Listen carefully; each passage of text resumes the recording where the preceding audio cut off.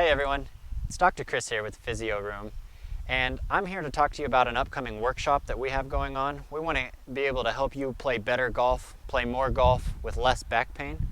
And so if you're out on the range and you're swinging here and you are getting that pain in that back, it goes into your hip, goes down your leg, or if you're not able to play as much as you want, you're not able to walk on the course without your lower back giving you problems, and it's just limiting the ability to play as well as you should be, then this workshop is for you.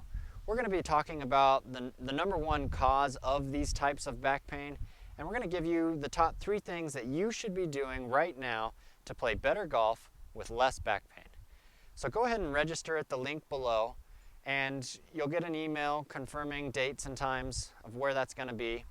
And when you register, you're going to be able to get emails from us with all of the exercises that we cover, and you'll be getting a 50% off of your initial evaluation with Physio Room. So if you're interested in learning how to play better golf with less back pain, I look forward to working with you.